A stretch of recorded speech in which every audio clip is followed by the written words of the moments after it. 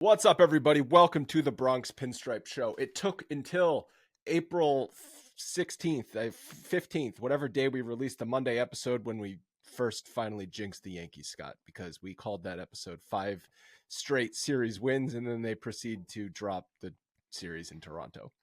There's no jinxes in baseball, especially when you're just talking about them. That was just a fact that we stated because it was true. And eventually it's going to happen. But you know what they did? They did the complete opposite, the reverse of what you say that you despise. And they won the last game of the series to salvage the series. It does. And it was a comeback victory. It was a comeback victory that, you know, on the road, you're about to get swept to go home. Yeah. And the team's not really hitting. Guys are walking dudes throughout the entire series. And what do? They steal one in Toronto to go home and feel good. So I'm feeling okay. First series loss, winning on the road against Toronto when they should have had the sweep. Feels like they stole one. I agree. Also because they kind of played like crap the entire 3 games in Toronto, and they almost won on Tuesday. They almost came back. They had the tying run at third base, and then they did complete the comeback on Wednesday. In honor of John Sterling, though, because he is retiring, we're gonna talk about him later. But I'm gonna try and make as many John Sterling references in this podcast as I possibly can. And you talked about there's no jinxes in baseball. That is something that John always told Susan and the audience, is that if a guy's pitching a no-hitter, it's my job to talk about the no-hitter. 100%. I have to tell you, hey, this guy is in the 6th inning and he has not given up a hit yet. That's my job as the radio broadcaster. So there's no jinxes. I'm just telling you what's happening in front of me. So that's what we were doing. We were just saying Yankees had not lost a series through their first 5. You know, in the back of my mind, I knew that was John Sterling who said that, because this is the man that I grew up listening to back in the day. Like, here we go. I'm going to age the living shit out of myself. But I've been there 36 years. Everyone, and I've been there for every one of them. All we've known. I've been there for every one of those years. 770 AM. I think it was ABC. Whatever it was. 770 radio. It wouldn't have been CBS, because CBS was the fan. No, I'm talking about the radio station, 770. It was back in the day when John Sterling and Michael Kay were on the call on the radio together. But that was I vividly remember listening to Jim Abbott's no-hitter. Mid-90s. Yeah. I thought Michael Kay was late 90s. I don't think he was for Jim Abbott's no-hitter. I don't know if he was in that exact game, but I remember coming up, like, as I started, they were together. And then he moved over to the TV booth. But the two of them together, and then Susan came over. First Charlie Steiner in the early 2000s. That's right. And then Susan. Yeah, I mean, I remember, I guess we're going to do our John Sterling tribute throughout the entire episode. I have so many memories of John Sterling, but my first memories of his voice were those 90s playoff games when they would obviously go super late at night, and my parents would make me go to bed because I was like 10 years old, but I would listen to the game in bed as I was falling asleep. And John Sterling voice put me to sleep many a night throughout October of the 90s. I would listen on my little clock radio, my alarm clock, and listen to the rest of the game. You know, you put that sleep button on, so it goes for 59 minutes and then it turns off.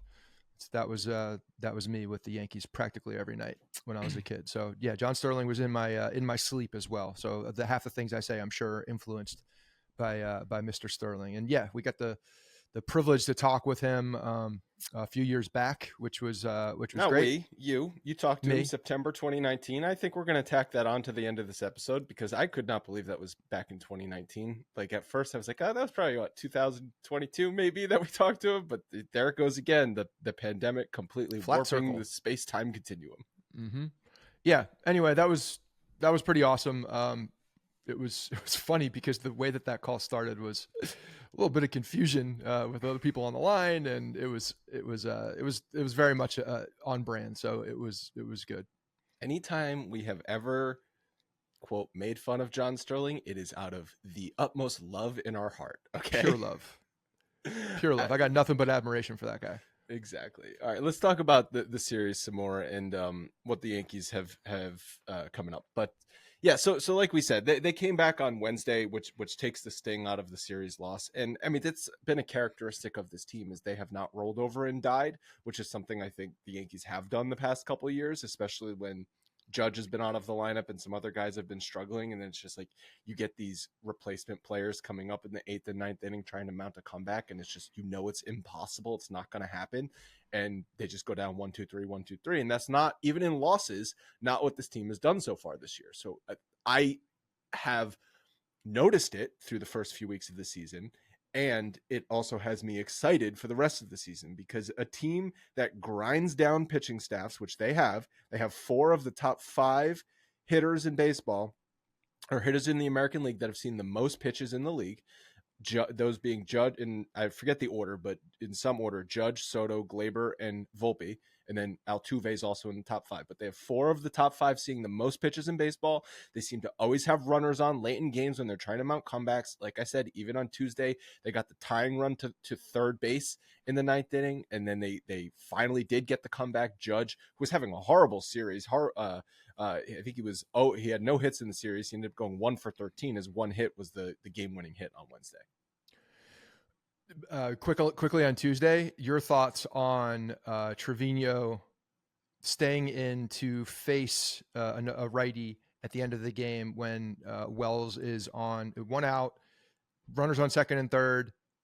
Wells is in the dugout, ready to hit. Trevino, with the reason he stayed in there, is the hotter bat of the two. And I think that's what, listen, on paper, you're like, you got to get the lefty up against the righty, but look at what Austin Wells has not done at the plate. Okay. And at least Trevino had been swinging a little bit better of a bat. I know he hit the home run in Cleveland. He'd been swinging a much better bat. Yeah. I mean, he was one of the and he got a big hit. He got a big hit yesterday too, he did. in a pinch hit situation. So I don't know, that's one of those situations that I'm actually glad they didn't just go with the on paper. Like, use your eyes, use what is in front of you. What you have been seeing is Trevino has been swinging a better bat than Austin Wells. Now, if they're both swinging an equal bat, then fine, put up the matchups. But I got to be honest, I was screaming at the TV to put in Austin Wells at that moment. But like, why? What has Austin Wells done? I'll tell you why. Because one, you're putting the guy in a better position. The matchup is that,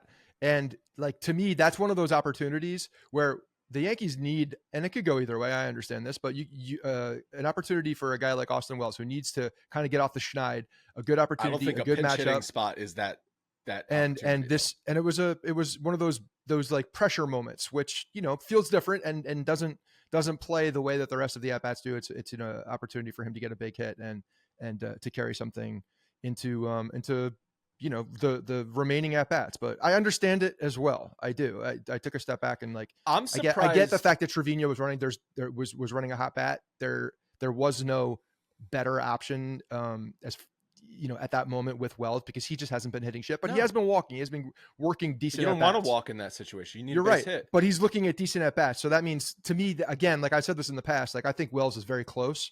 And that would have been one of those, I would have liked to see him in that pressure situation. I'm surprised actually that you feel that way, because like, you are the type of person that doesn't want you to just follow the numbers. You don't want the manager to just get the signal from up above. Oh, the analytics say do this, and then just do that. Like, no, use your eyes. What have you been watching the past week? I feel like and I have been seeing Wells has not been giving terrible at bats. Like we went through the advanced metrics last week. There's been some unluckiness in the way what he's done. He's worked the at bats decently, and I think that time is around the corner from him. And I think in that moment, it is a better matchup. The lefty righty matchup in that moment is a because that's a tough righty matchup. Does that pitcher and he basically got his bat sawed? Huh? Did that pitcher? Do we know that pitcher specific matchups? He's just tough on righties. Was that Romano at that time? That was his first outing, I believe. And when you're getting, it was Romano. Yeah, and he was having a little bit of issues with the strike zone, so he was kind of overthrowing. And to me, if you put up a lefty in that opportunity who can make you pay for a missed location, you have a better opportunity to do damage.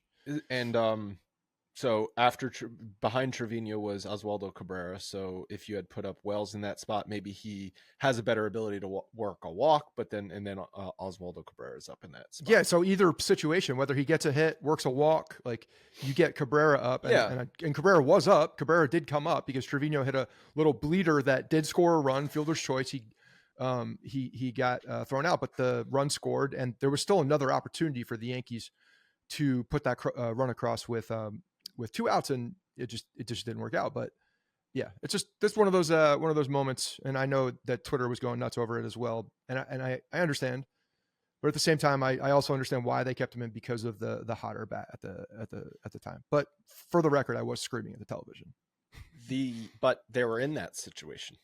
That's like the larger narrative here. For sure. They were in a situation where they could tie the game, and God, like think about the past couple seasons and just their call it last season really, but last season and a half, just they go down at the midpoint in a game, and you could just fast forward the rest of the game. And you know who's come up big in those? First of all, there's a Soto effect with this, just the intensity that he has in every single at bat, and it just ramps up at the end of the games. But Verdugo has put also some really good at bats late in games, and has come through later in games as well. And he's starting to swing the bat. Oh, that's a good thing to look up, Logan. Can you look up Alex Verdugo's leverage numbers? Because I feel like his overall numbers aren't looking good, but it wouldn't shock me, to Scott's point, if he's got good numbers in high leverage spots. Yeah, he definitely seems to get up for those at bats and have good at bats, and he's definitely come through with a couple hits. I mean, he missed a home run the other night just by a fraction of a centimeter on the bat. In high leverage, he's a 250 hitter with a 738 OPS. In medium leverage, he's a 222 hitter with an 806 OPS. And Sample size. Low leverage, he's a 250 hitter with a 737 OPS. Yeah, so he's the same guy. So. Okay, but he is swinging a bat better, and I test as of late. I feel better with it. I feel good with him up in the in crunch time. You mentioned Soto, so he went 4 for 10 in the series. He also walked 3 times. I told you guys I have a take about Juan Soto. Yeah, it is that he's making Aaron Judge and just everybody else on the team look worse. Okay, like Aaron Judge was up until this season the Yankees' best player, and he is the Yankees captain. And as Judge went, the team went, and it was just wait until Judge gets up again, because everyone else in the lineup isn't going to do shit. And I know Judge hasn't really been hitting. He had the big hit yesterday, and there will be a point where Soto struggles this year and Judge is on fire, and it'll make me eat my words. Yes. But so far this season, through however many games that they have played, every single at bat for Juan Soto is competitive. He is toying with pitchers. He's going deep into counts. He is looking back at the umpire and telling them, actually, Mr. Umpire, you are wrong. I am right. I know the strike zone better than you. He goes down 0-2. Doesn't matter. He's still going to work it to a 2-2 or 3-2 count and put the bat on the ball. Oh, you want to brush me inside? I'm going to take the next ball out of the ballpark. Okay? He has been so next level as a hitter that it is making Aaron Judge look not as good. That is my take. Okay, well, it's easy to say that too when Judge is hitting 185. Judge literally has not been good but so far this year. Came up with a big hit last night. Every time Soto's at the plate, it's just so good. Yeah, it's more about Soto than it is about other people, I think, that his competitiveness at the plate is a joy to watch. And some baseball purists, some old men yelling at clouds, may not like the things that he does at the plate, because I think some of the old school people don't like emotion and all that. I feel like the tide has changed, the winds have shifted, and nobody gives a shit about it anymore. In fact, a little infusion of personality, good thing. And when I see Juan Soto, not gonna lie, when I saw him on the other teams and I saw him do the stride towards the pitcher, I was like, ooh, what is that cocky motherfucker doing as he's taking a pitch and shaking his head?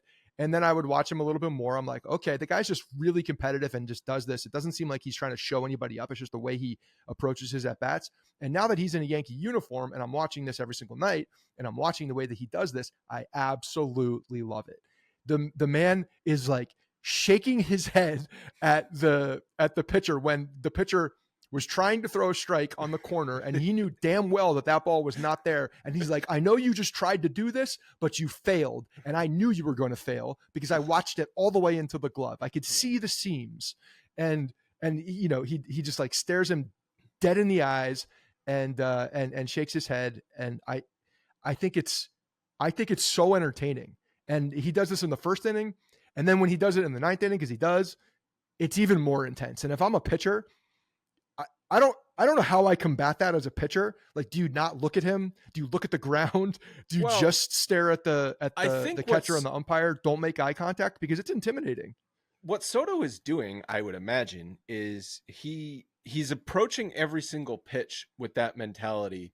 So he's never taking a pitch off. Like, it's very easy throughout a 162 game season, especially for Juan Soto, who plays 162 games a year.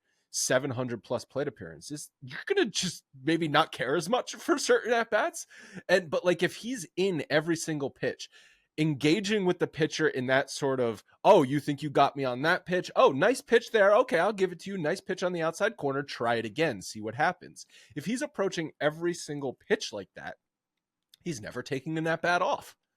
He's not taking a pitch off. No, right. He's locked in. That's what I'm saying. Like, he's the same guy in the first inning and the same guy in the ninth inning, no matter what.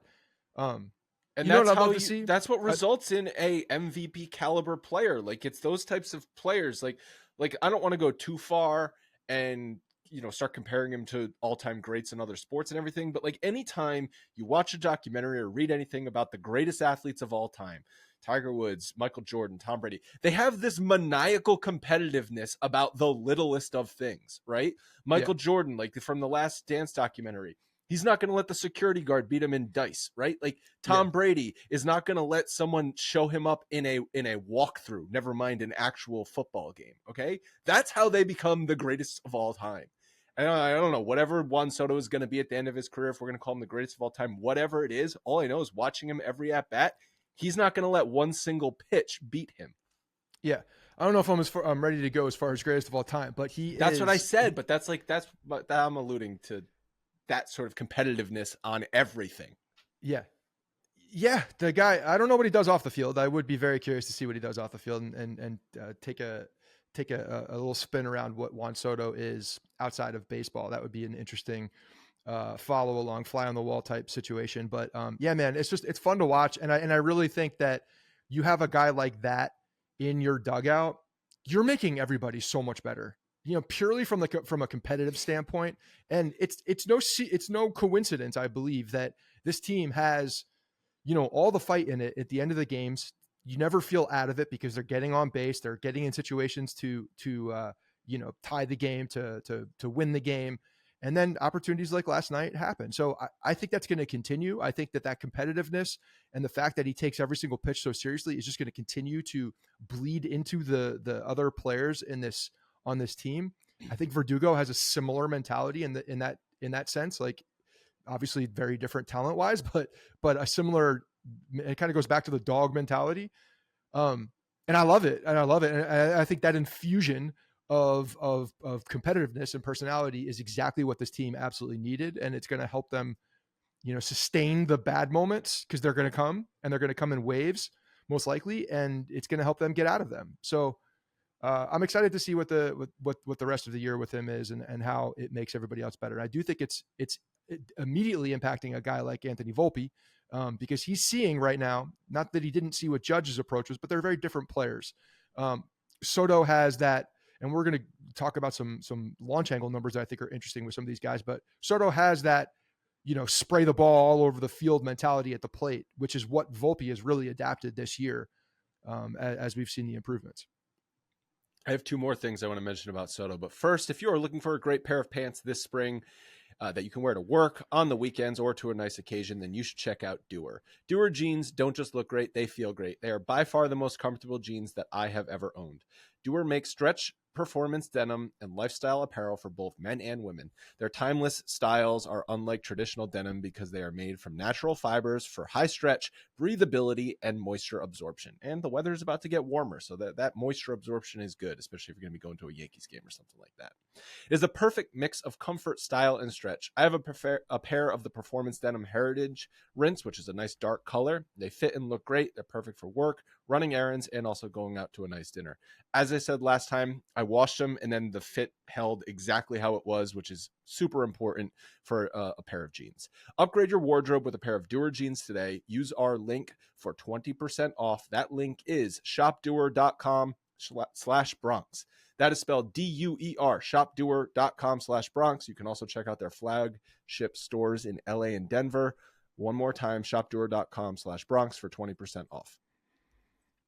Juan Soto kind of has like this gravity to him. His at-bats have this gravity to him where if he's up fifth in the inning, it's got that impact on the entire inning where a pitcher's like, well, can't let a guy get on because then Juan Soto's going to come up. Like we talked about this in spring about how Soto and Judge are going to have that like Manny Ortiz type of fear in teams. It's like they're coming up this inning potentially, can't let anyone get on. And so far what I've seen is Juan Soto has that impact on an inning where if he has a chance to get up, if the inning gets to him, that inning is going to continue. He's going to get on base some way, somehow. And last night, he ended up walking in that big spot in the ninth inning. And I was saying, which I'm sure a lot of Yankees fans were saying, Juan, please swing the bat, hit the ball, because Judge is struggling right now. Like, we need you to get the hit right here because I don't know if Judge can do it. Soto walked. I thought there was 2 pitches in that at-bat he could have punished. He ended up taking them both and ended up walking. And then Judge thankfully got the hit. But I was cynically saying kind of want Soto to get the hit here because I don't know if Judge is going to do it. Well, and shocker that I was thinking something different. The fact that Soto is up at the plate and spit on the 2 pitches that you're talking about that he could have probably done damage to, but the way that he is, he's looking for something. He's looking for something. And if he doesn't get what he wants, he's got the discipline and he's got the hand-eye and the bat control to be able to jump back into the count and not be at the mercy of the pitcher. That a lot of guys cannot do that. They have to take advantage when the ball's over the plate. And that's why a lot of guys are not as consistent as Soto. 100%. Is because they let the situation dictate how they're going to approach, rather than saying, this is my approach and I'm going to stick with my approach no matter the situation, and it will pay off for me. Because some guys in that spot would say, oh, I need to do something big here, swing out of their shoes, pop the ball up. Right. And, just to not to make comparisons, because there's not, but Alex Rodriguez, love him, hate him, whatever you want to say about him, substance or no substance, he was a very good hitter, and his entire career he hunted fastballs in specific spots in the strike zone.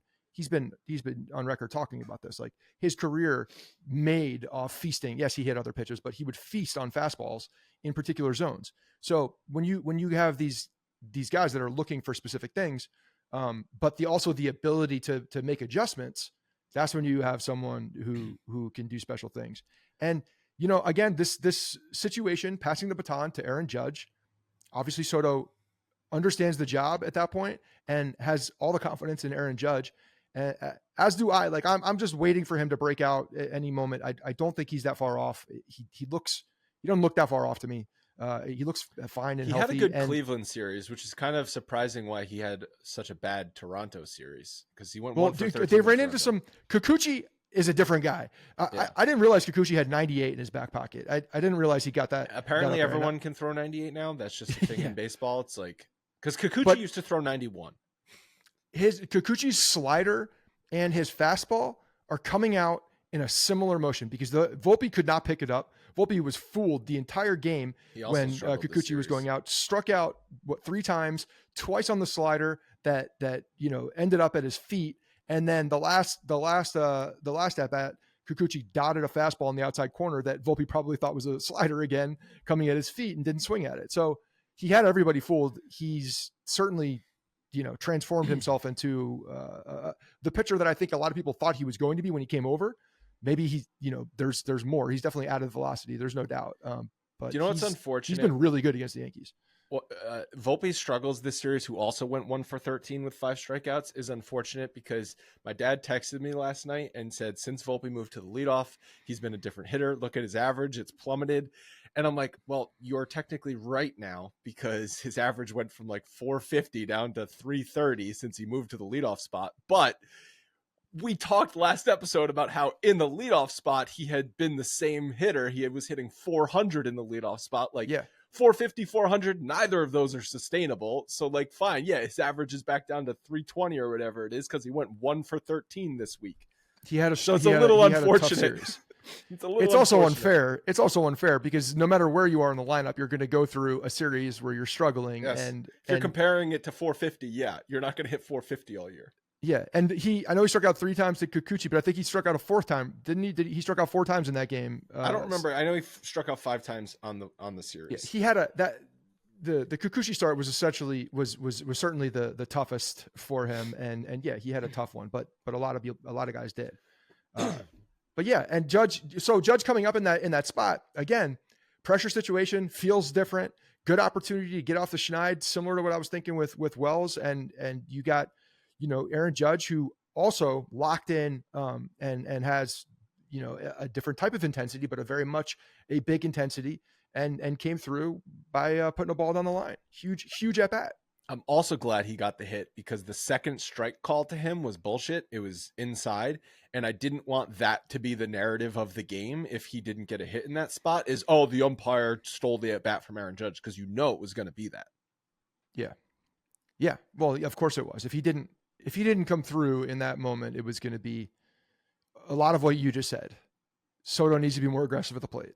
Yeah, and so getting back to the Soto thing, where he's just so consistent, he's not going to go out of his approach at the plate depending on the situation. And he was looking, I don't know what he was maybe he was looking for something inside to turn on the ball, whatever he was looking for in that spot. He didn't see it, so he ended up walking. Kind of reminds me, I forget where I heard this, if it was Barry Bonds talking or a story written about Barry Bonds, but Bonds was so good at the plate that he would set pitchers up.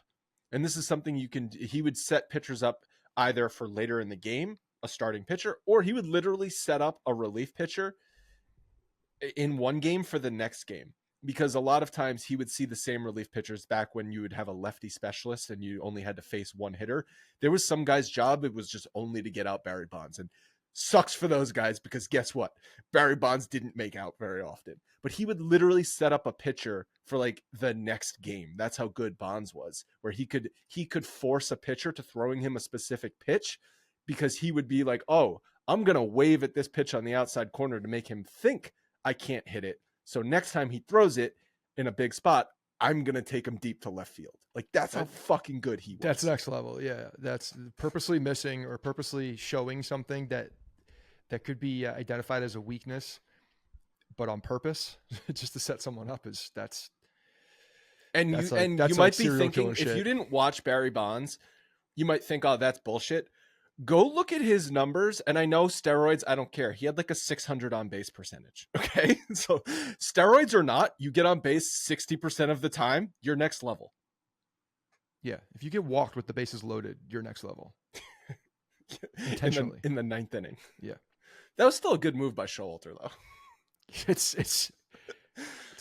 the most respectful move I've ever seen in sports. But Arizona won the game. I know, but I'm saying that singular move was the most respectful move towards a player, tipping a cap to the talent of a player that I've ever seen in sports. Probably. Yeah. Anthony Rizzo, more just questionable defense. Yesterday, I dropped in our chat that he looked drunk. The chopper that he just took off the stomach, new turf, man, new turf. I know that's kind of I know that's not an easy play, right? That's not an easy play. The pitcher's running towards you. It's a high chopper. It's on turf. It's a short hop, and he just took it off the gut. But when you couple that with all of the other mistakes that he's made so far on routine plays, you just are like, what is going on, Rizzo?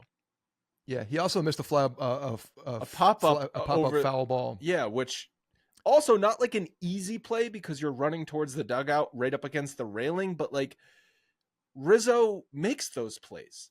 Yeah.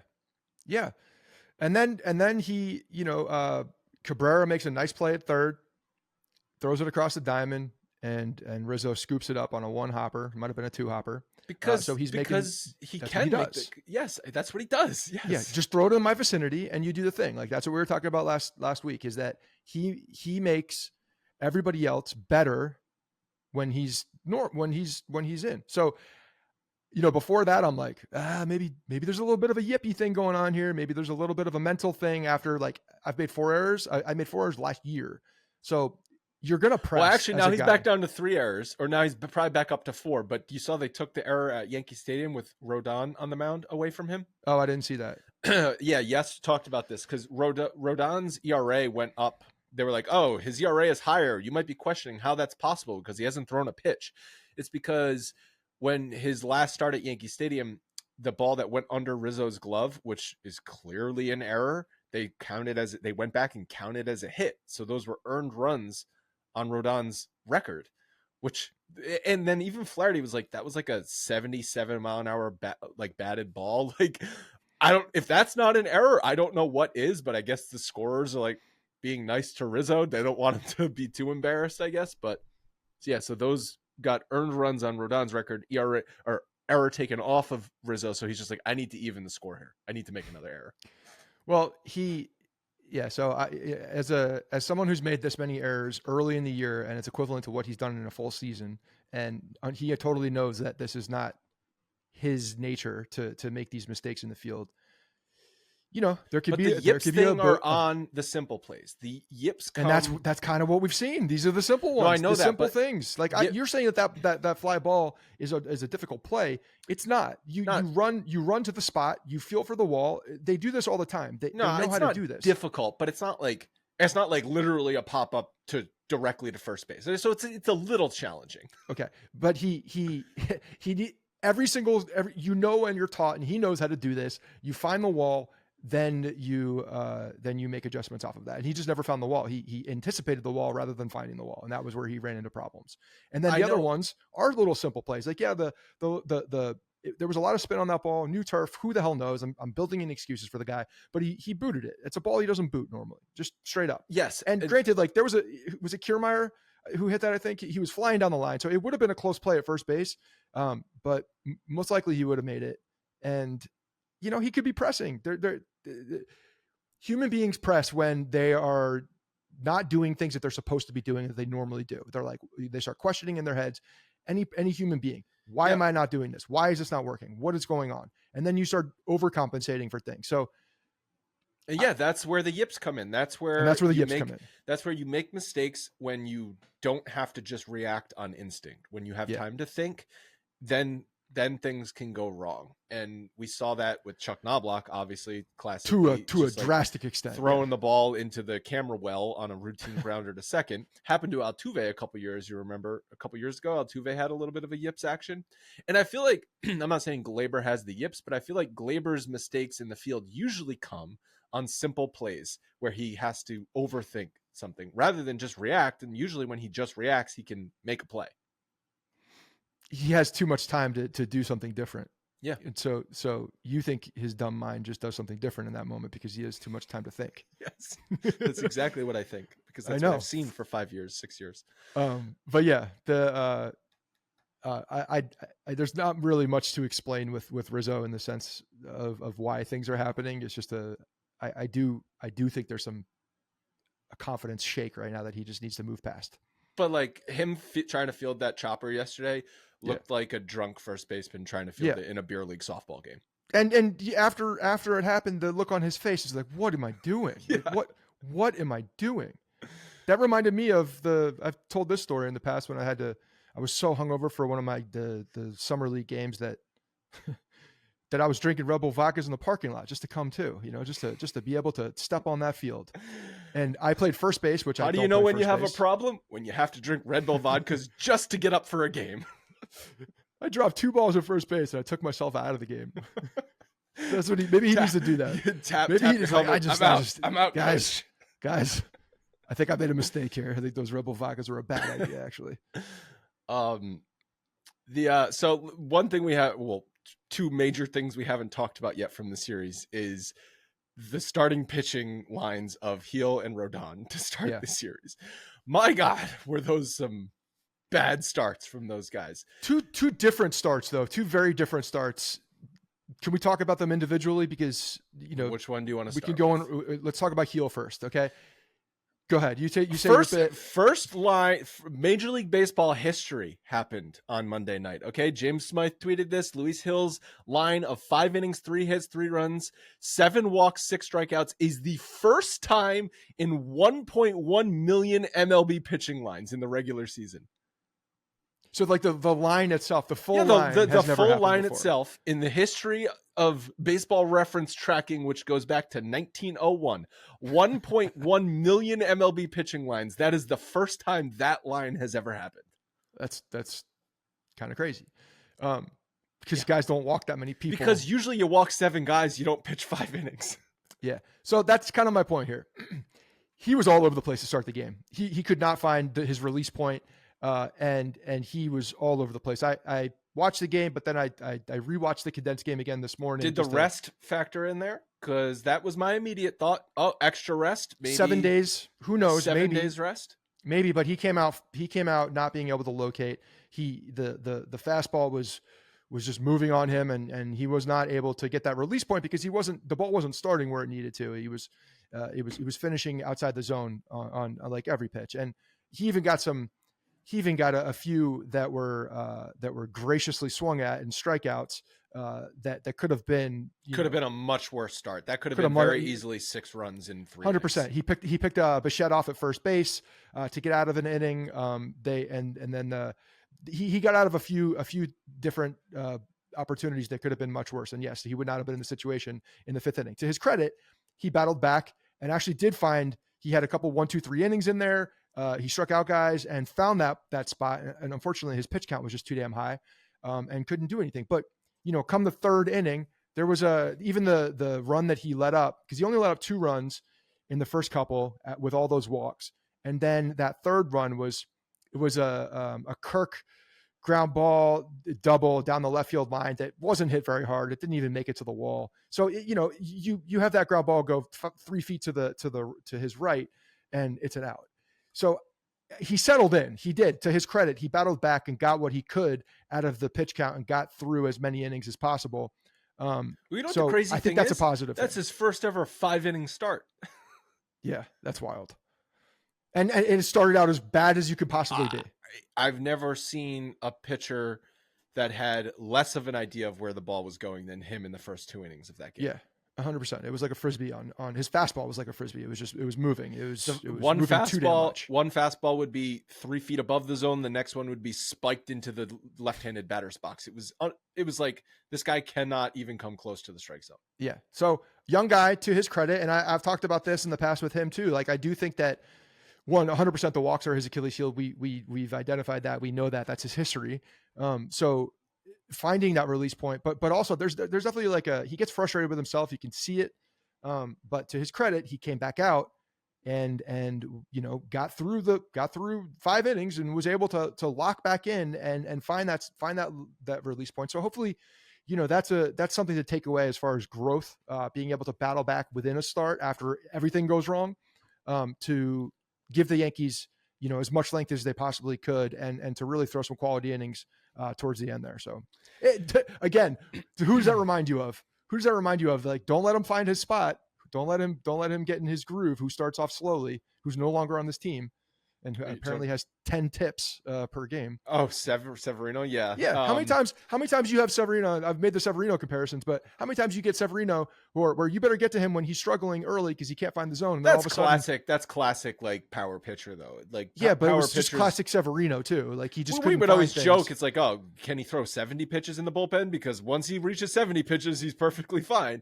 Yeah. There was a tweet by Andy Martino that said, what was it that the Yankees, why they found 10 separate tips on his. So I didn't follow. Did Severino was he tipping in his last start with the Mets or something? No, he had a really good start last night. He went 6 innings. He's got like a 2 ERA right now. Yeah, he's been pretty good. I believe that the thing was that he just was kind of saying that he cleaned it all up, and that's why he's having success. So the tweet said, Yankee staffers saw as many as 10 tips from Luis Severino in recent years. A big one was showing the ball to the base coach. He told me he thinks he cleaned it up. Every time I ask our guys if they see something, and they say no. So this has been a problem with Severino literally since 2018. Okay, the 2018 playoff game against the Red Sox, which he famously didn't know the start time and then proceeded to tip pitches and give up like 10 runs. Okay. He has been tipping pitches since 2018. And up until last year was not able to clean it up with the Yankees. Like that just blows my mind. They weren't able to clean that up. I'm not saying that's why he struggled, but there were points I remember over the past 2 seasons. That's part of why he struggled. It had to have been. Oh, the injuries also are the biggest reason why. Okay, but you know, like, do you remember if the that batter start, knows what's coming, you're in a worse situation. Start specifically against the Dodgers, where no, I don't remember that start. You know, I don't remember that start. The start in LA against the Dodgers, where I think he gave up 4 home runs in like an inning and 2/3. And then the next day we recorded, I said he was tipping his pitches. There's no way a guy with that good of stuff gives up that many hard hit balls in like a span of 8 batters. The only way that happens is they know what is coming. And then we come to find out he was probably tipping his pitches. How did they not clean this up over a 5-year span? That blows my mind. Yeah, no, I remember talking about that in the moment. The fact that they haven't been able to figure out, like, can we just fix it? You know what's happening. Just stop doing that. And you know, pitching coaches. No, you know that thing you're doing? Don't do that anymore. Pitching coaches assemble and don't let him do that anymore. Do your job. It's crazy. It's crazy. So let's talk about Rodon. Talking about practice. Rodon, 101 pitches through 4 innings, which is just, you thought Luis 30, Hill. 32, 33 in the first inning? You thought Luis Hill threw a lot of pitches. No. Rodon said, hold my beer. I'm going to throw 101 through 4, my guy. He walked 4 guys, gave up 3 runs on 5 hits. It's just like, come on, dude. Come on, man. You can't be. This is now his 4th start of the year, right? He's had 1 good start against Miami, one of the worst teams in the league. So again, to the line is, I think, a little misleading. 101 pitches through 4 innings. He threw 30 some in the first inning. He definitely struggled in the first. Got out of it with nothing. Got out of it clean. Was able to pitch out of it, and then he lost the location again.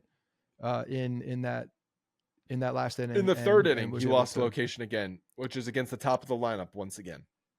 Yeah. So he, the pitch mix, we've been pulling pitch mix on him every single time. It's pretty similar this past start than he's been throwing. He definitely has been mixing it up. And you know, there's going to be growing pains with that 100%. And I frankly want him to stick with it. I don't want, because there are issues with location, I still want him to commit. I believe that he should commit to this. And if it's going to have some growing pains in the beginning, then so be it. Because I think it's a better situation for Carlos Rodon long-term, for the Yankees long-term, if he's able to get through this, find release points for all of these different pitches that he's able to throw now, and become a better pitcher because of it. Well, but it's a matter of if he can do that. You know, there's a reason maybe why he hasn't thrown more than 2 pitches significantly for the majority of his career. And that 2 reasons could be: 1, he had success with it, so he never really went off of that. Or 2, he hadn't been able to sustain the location of other secondary pitches. And that has just been a thing.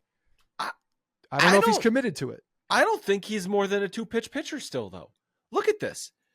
On the season, he's thrown 58% fastballs, 4-seamers, 18.5% sliders, 15.1% cutters, and then 5% changeup, 3% curveball. Throw out the changeup and the curveball. That's basically showing a pitch to show a pitch.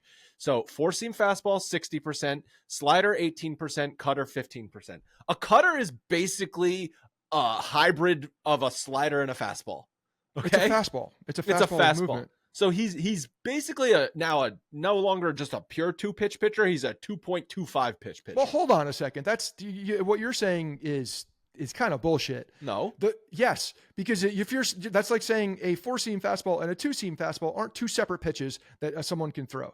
They are the same release point. They look the same out of your hand, but they are going to be very different movement. If you can effectively do that with two separate fastballs, that is a very positive thing. You mix in a changeup every once in a while. Now you have no idea what the hell's coming, and you can certainly do that. And the fact that he's throwing the majority four-seam fastballs, I agree with. He's a fastball pitcher. He should work off his fastball, but he's now mixing in. And if you look at, he's still majority of four-seam fastballs, 60%, 57% for yesterday in the season average. Then that slider is at 15 and 18%, cutter 13 and 15%. So those are two pitches that two secondary pitches that he's throwing relatively equal amount of time. And then he's mixing in a changeup and a curveball, a smaller percentage of the time just to kind of show it. I think maybe that changeup should be thrown a little bit more, but I have no problem. Well, he used to throw a changeup more. I'm looking at his Brooks baseball card right now. So I like the fact that there's a different variation of the fastball. For the record, I like the fact that he's throwing a different variation of the fastball. I think that's probably the easiest thing for him to be able to pick up. Well, yeah, that's why whenever someone's looking for a new pitch, the cutter is the pitch that they always go to. Matt Blake, that's his move, which has been working. The cutter is new this year. This is the first time he's ever thrown a cutter. And he has only used the changeup this season 4.8% of the time. Last year, 4.2% of the time. In 2022 with San Francisco, which was the year he got that got him the big contract, he only threw the changeup 2% of the time. So he was the most two-pitch pitcher of any season was 2022. How often was he throwing the slider in 22? 31%. So double. Yes. And then, but if you look at his last few seasons with Chicago in 19, 20, 21, he threw a changeup between 11 and 13% of the time. He's always been a 55% or more four-seam fastball which is pitcher. Totally fine. There's nothing wrong with that. And then if you look at his time with Chicago, he used the slider 28 to 36% of the time. And then the rest of the, other than fastball slider, it was changeup. Now he's going four-seam fastball, slider, and then basically the rest of the time is cutters with a few changeups and curveballs mixed in. It was really the 1 year 2022 in San Francisco where he's like, screw this, I'm only throwing fastball slider. And again, when you're in a ballpark like San Francisco, you can get away with, you have more margin for error as well with the way that guys are, barreling the ball up or whatever. You have more room to miss and be safe because of that ballpark. He's also playing he's pitching in the National League for the first time. Hitters that have not seen him as often as hitters in the American League. So maybe he was able to get away with it a little bit more. So again, like I know that first inning is where he got really bit, and he needs to do a better job starting off. He needs to get through the top of that first inning in a better way. You can't throw 30 pitches in the first inning. Like you just can't do that. He needs to be able to work out of that, find the location faster, be able to work out of that. But I'm encouraged. I'm still encouraged with that. He's sticking with the pitch mix a little bit.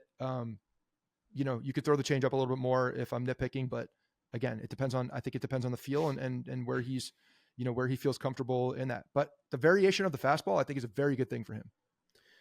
Yeah.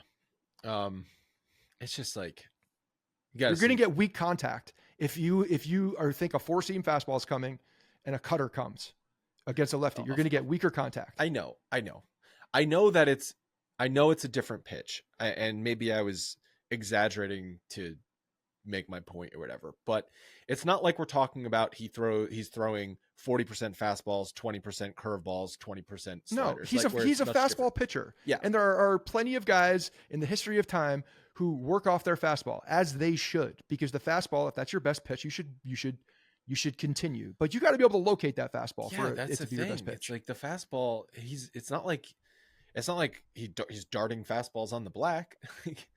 Yeah. I mean, that's the big thing. If you can't locate your fastball and you're using these secondary pitches as bailouts, the fastball should be setting you up for the strikeout if you're a power pitcher like that. And those secondary pitches are giving people a glimmer of doubt on what's coming next. And they're either fooled by it and you're locating it, or you're blowing them away with a fastball because in the back of their mind, they're thinking it could be something different. You know who had the best secondary fast pitch as a secondary pitch with their fastball? Best ever? Dellin Betances. Yeah, that's true. He would use his fastball to play off of his curveball. His curveball was nasty. Yeah. All right. So we did pull a bunch of stuff on Giancarlo Stanton, and we were very confusingly talking about what StatCast categorizes a. But also fascinated. And I think we came to a good realization at the end of it. So if you look at a StatCast page, this is all before we started before we hit the record button. Yeah, if you look at a StatCast page for anybody, you'll see something called barrel percentage, hard hit percentage, and sweet spot percentage. And what we have noticed recently when pulling numbers, we pulled them on Stanton, and I think we pulled them for Austin Wells last week, and this was Volpe also similar. Yeah, but Volpe's were in line, where you'll see, like with Stanton, so far this season, his barrel percentage is 15.4%, which is 89th percentile. His hard hit percentage is 46.2%, which is 73rd percentile. And his sweet spot percentage is 30.8%, which is not good comparative to the league. It's 33rd percentile. And last year, those numbers are even more exaggerated, where he was like in the 90 percentile for barrel percentage and hard hit, but then 2% for sweet spot. And you're like, wait a second. If he's barreling the ball a lot, why is he not having sweet spot percentage a lot?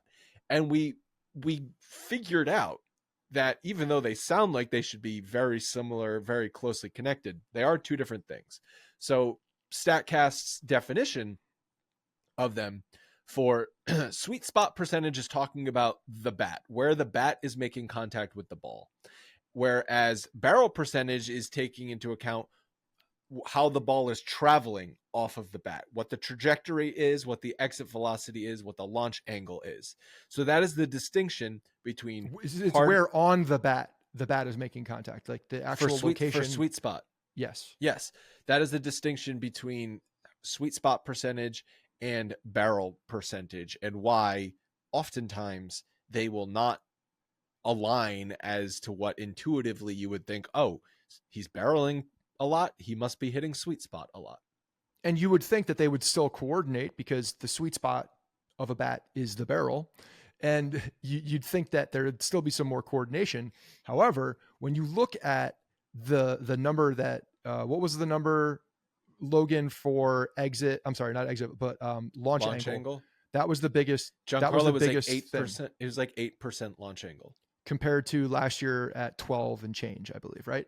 So what does that mean to everybody here? Well, I think he's flattened his swing out a little bit. I think that you're looking at a guy that is making more contact through the zone in a way that is hitting the good part of the bat.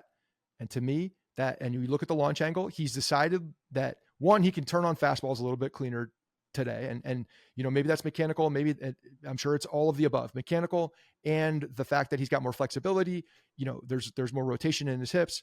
Doesn't make him run faster. That's for goddamn sure. But you don't have to run fast when you hit the ball 470 feet in the ninth inning. He's able to turn on the ball a lot more cleanly this year, as we're seeing with him being able to hit the fastball. But the launch angle is not the same. And what we were talking about earlier is that he doesn't need to make a ton of contact to have the same production, because he hits the ball so goddamn hard. But when he's doing it more often, he's going to hit the ball hard throughout the ballpark. It doesn't need to go out of the park every single time. He's not going to pop it up. He's flattened his swing out a little bit from what the numbers are saying. And I think it's improved the way he's getting production on the field. And, he can hit a line drive home run better than anybody, because he hits the ball so damn hard. And if he's hitting the sweet spot of the bat more often, that's a damn good thing. You said doesn't run fast. Bottom 5% in the league in sprint speed. I mean, he was out by 5 feet when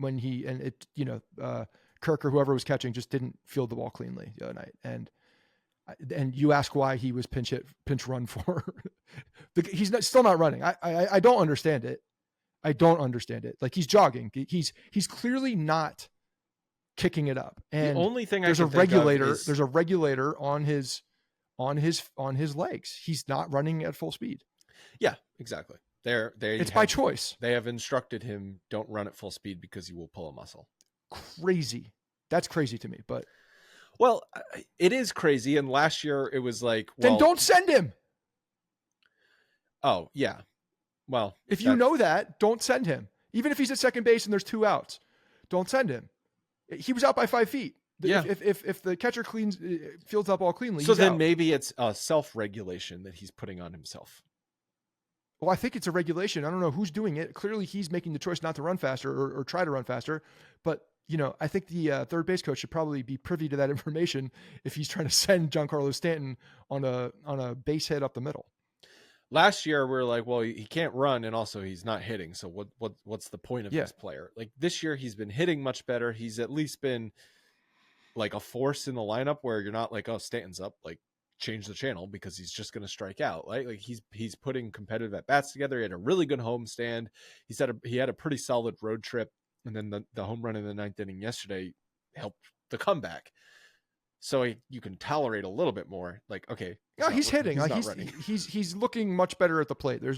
I think there's no doubt about that. But the lower half mobility when he's running is a little bit. The only one slower than him in the league is Vladimir Guerrero Jr., which is why he was out by 17 feet on the last play of the game last night by Anthony Volpe.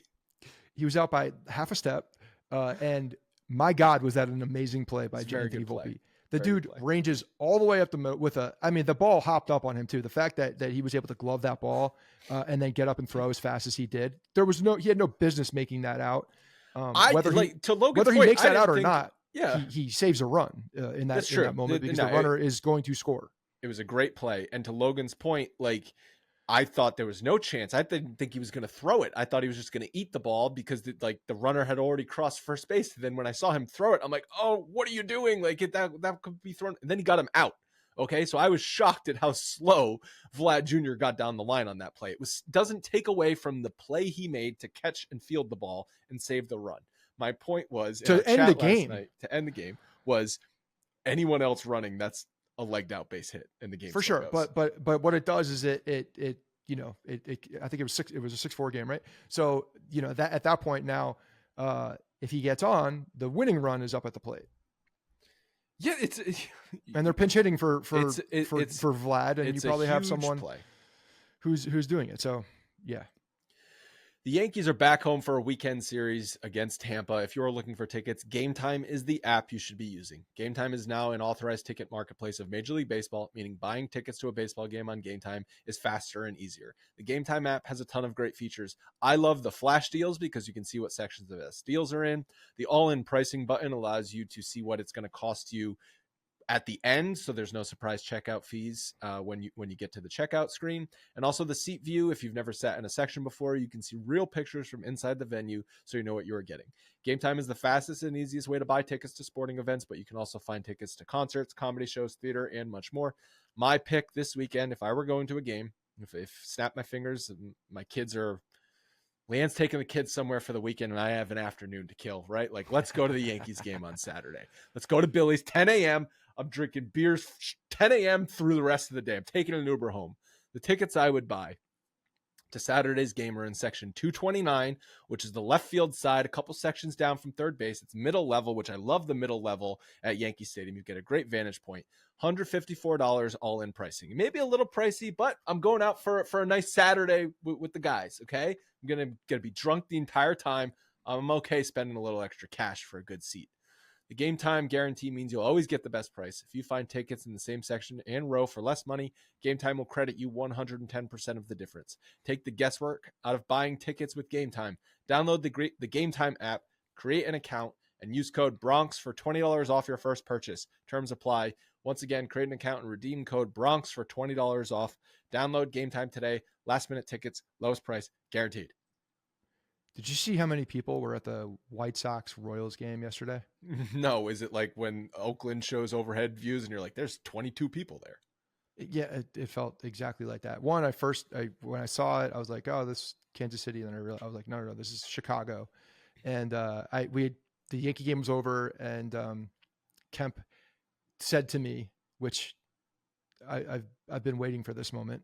He's like, hey, Dad, is there another baseball game on? I was like, yep. Sure is. I'm sure. Like, please be another baseball game. It was because it was, after the because it was like 7. It was like 7 o'clock. Yeah, so I'm like, please. Yeah. It was 6 o'clock. I'm like, please be another game on. Please be another game on. And it turns out he's the White Sox in his T-ball team, which fine, no problem there. And the White Sox are playing the Royals, so we put it on. And yeah, That's a there's tough like, game to get into. well, I'm Bobby Witt Jr. There's some young Yeah. players you can watch, and the Royals are just a decently fun young team. And yeah, there was nobody at that park. Like I'm talking like 500 people It's spread out crazy all to over see a in professional sporting Chicago. event. Yeah. In Chicago. I mean, I guess it's a Wednesday night game. It's just like they Still. suck. Yeah. Yeah, they suck, but in Chicago, it's a major city. Oakland, you're like, well, they're taking the team out of the city. They're gonna just be the Athletics for a couple years. They're not even gonna have they're going to Sacramento, right? For a couple years before they go to Vegas. People are like, screw this. I'm done with this garbage. The team sucks. The ballpark sucks. Like, you kind of understand it. Yeah. But with the White Sox, should be the White Sox should be one of those teams that are suck proof, which no franchise, I guess, is truly suck proof. Yeah, no franchise is suck proof. But like, you should still have interest even when you're not good. It shouldn't be that empty. Like, they're rooted in baseball history. The White Sox are. So when you have a major metropolitan area like Chicago, you should not have 500 people in the stands. When Kemp asks you for another baseball game at 6:00, that's when you're hoping please have the Dodgers playing like an East Coast game so he can watch Shohei Ohtani and Mookie Betts instead of. No, it was okay because there was a connection between the T-ball team and the major league team. So there was a connection there. I was like, there are more people at your T-ball game than there are to the Chicago White Sox games. That's like, I remember I went to a early season 2018 Yankees Marlins game, and this was it was in April and it was miserable weather, so there ended up being like not a lot of people. There was not 500 people. There was probably like 15,000 or something like that. But at Yankee Stadium, you're like, you never see it, just 15,000. It was miserable weather.